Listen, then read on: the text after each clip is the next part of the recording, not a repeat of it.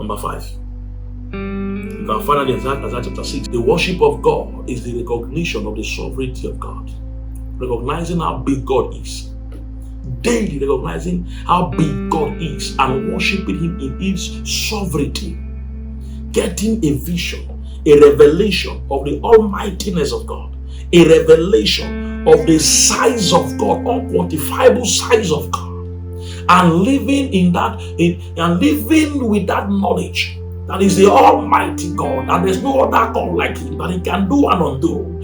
And living like that, behaving like that, looking at life like that, looking at the devil like that, looking at sicknesses like that, looking at things from the sovereignty of God. That is worship. Isaiah looked at God in Isaiah chapter 6. He said, "Woe is me, for I am undone. I am a man of unclean lips, and I dwell in the midst of unclean people." He saw the glory of God. He was able to have a picture of God's glory. And he began to see life and things from that picture. What used to be big became small in his eyes. Even his own self, his acceptable lifestyle. He's lived with these people for years. He didn't know that he lived with a man, lived with people of unclean lips. But when he saw God in his true form, when he got a revelation of the true knowledge of God, he began to see himself small. He saw himself as not worthy. He saw himself as small. He saw himself as unworthy. And the Almighty God coming to fellowship with him in his unworthiness. And when you understand this, humility steps in. When you understand it, worship steps in. You will have the right words for God, the right descriptions for God. It will help you to take thanks from this God, because you know that you are not even worthy of a relationship with Him. Looking at God from His sovereign nature, understanding His sovereign nature, His almightiness, and behaving yourself through this is worship. That's when you say Almighty God, you understand what you are saying.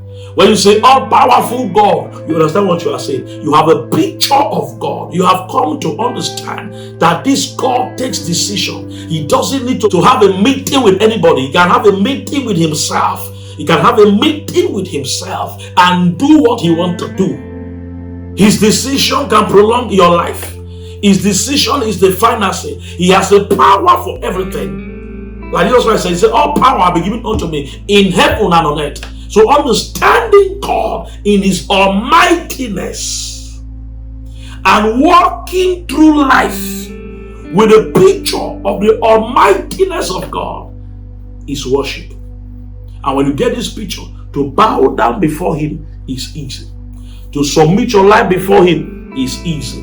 To submit your job before Him is easy. To submit your desire before Him is easy. To suspend your agenda for Him is easy. To follow His instruction become easy, because you now truly know how big He is and how small that you are.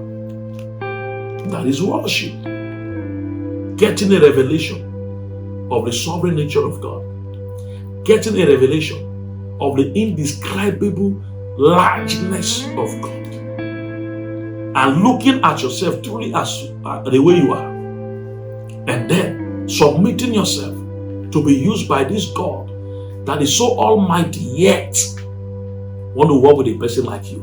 That is worship. Glory to God. Today, make up your mind and become a true worshiper. Don't forget, you must worship Him in spirit and in truth.